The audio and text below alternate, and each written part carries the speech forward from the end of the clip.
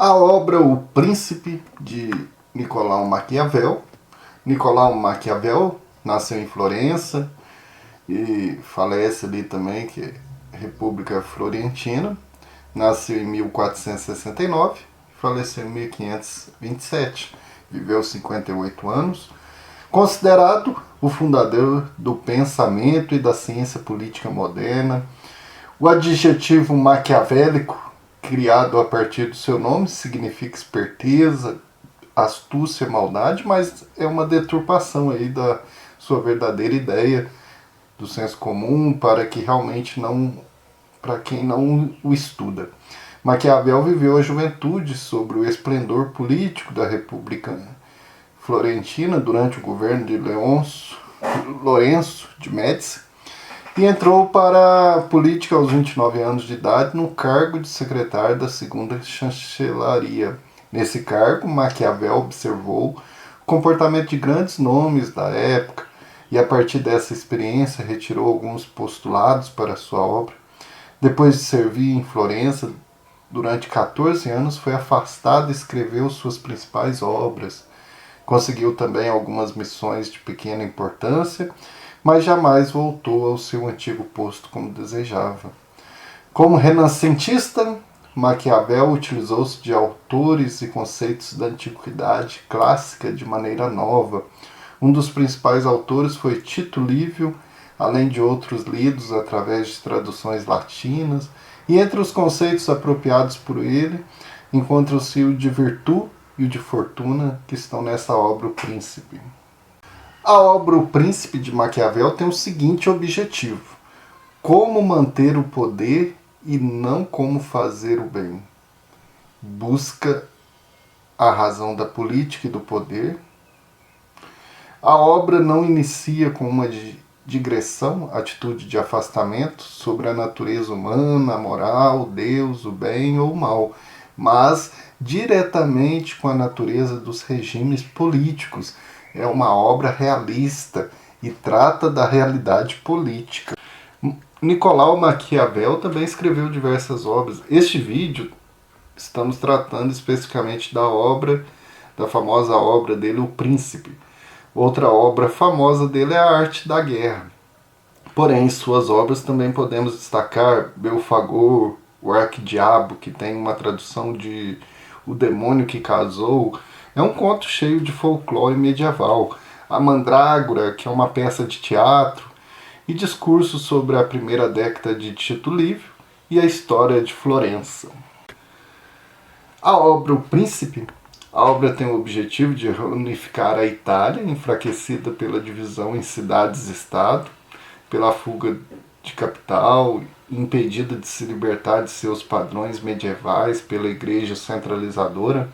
Durante o período medieval, o poder político era concebido como presente divino. Os teólogos elaboraram suas teorias políticas baseadas nas escrituras sagradas no direito romano. No período do Renascimento, que faz parte Maquiavel, os clássicos gregos e latinos passaram a lastrear o pensamento político. Maquiavel, no entanto, elaborou uma teoria política totalmente inédita, fundamentada na prática e na experiência concreta. O Príncipe sintetiza o pensamento político de Maquiavel. A obra foi escrita durante algumas semanas, em 1513, durante o exílio de Maquiavel, que tinha sido banido de Florença, acusado de conspirar contra o governo. Mas só foi publicada em 1532, 5 anos depois da morte do autor. Como tinha sido diplomata e homem de Estado, Maquiavel conhecia bem os mecanismos, os instrumentos ali de poder. O que temos em O Príncipe é uma análise lúcida e cortante do poder político visto por dentro e de perto.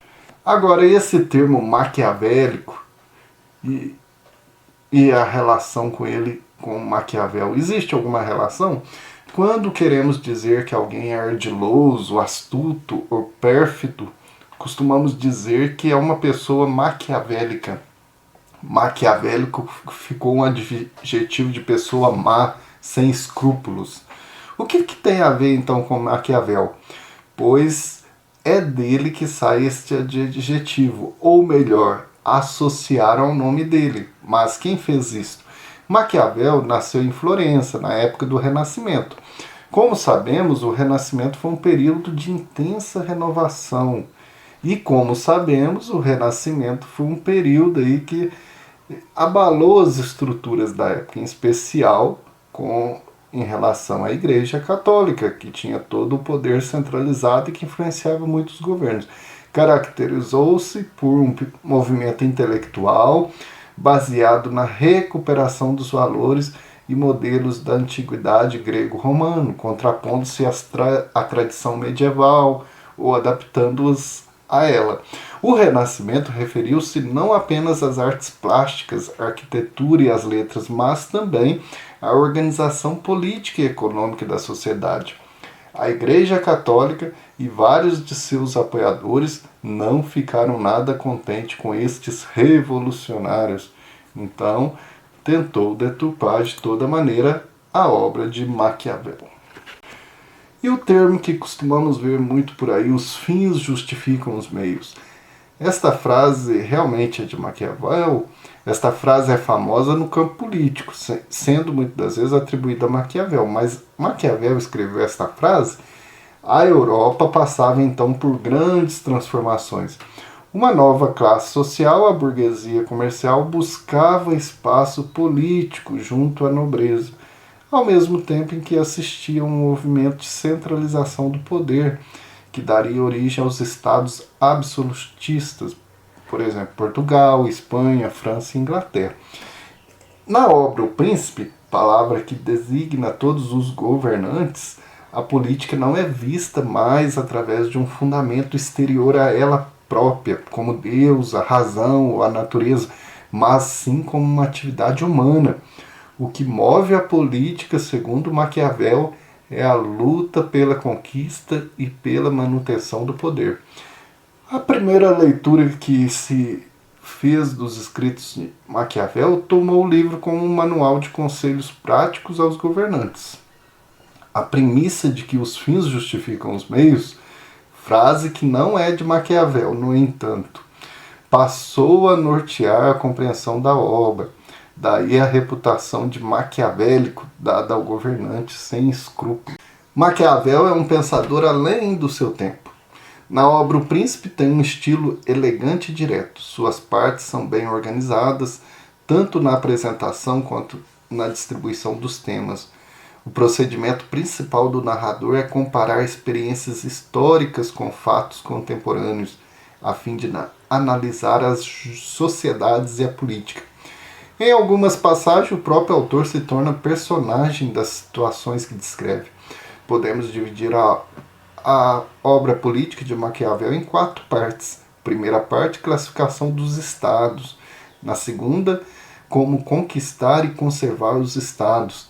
Na terceira, análise do papel dos militares. E na quarta e última, conselhos aos políticos para a manutenção do poder. Dizemos que Maquiavel é o fundador do pensamento político contemporâneo, pois foi o primeiro a pintar os fatos como realmente são e não como deveriam ser. Os conceitos principais da obra, que são os conceitos de virtude e fortuna, o pensamento exposto na obra O Príncipe mostra que o autor separa o que é o dever do cidadão da razão que regula o Estado. Para isso, ele desenvolve 2 conceitos que serão a chave para a compreensão do príncipe, no pensamento maquiavélico. Virtude e fortuna. Virtude é a qualidade do governante, que não deve ser confundida com a virtude do cidadão. Diferentemente do cidadão que age em interesse próprio, o príncipe deve ter como objetivo a harmonia e a paz em seu reinado. Assim, a virtude é a capacidade do governante controlar e superar as dificuldades impostas a seu governo, criando estratégias para manter sua estabilidade, ora sendo piedoso e bom com seus cidadãos, ora severo e forte contra seus inimigos e opositores. A pura bondade pode ser uma falha do governo e não uma qualidade. Já a fortuna se relaciona com a ideia de acaso e sorte. O governante deve estar sempre atento à roda da fortuna, ora em cima e favorável ao governante, ora embaixo, criando surpresas, obstáculos, desafios para o seu governo. Cabe ao príncipe desenvolver sua virtude e criar estratégias para estar sempre preparado para o acaso, revertendo a fortuna sempre a seu favor, criando oportunidades mesmo nas crises. Esta foi uma introdução da obra O Príncipe, vale a pena ler, principalmente na nossa formação política, nesse processo de politização, para aqueles que buscam aprofundar o conhecimento na filosofia política e esclarecer-se sobre condições políticas de nossa história, em especial na modernidade e na contemporaneidade. Temos aí mais uma obra que é um clássico. Clássicos são eternos e referência na formação intelectual de qualquer cidadão. Um clássico não é refutado, pois sempre é sim refletido e aprofundado. Um abraço a todos e até a nossa próxima obra clássica da filosofia.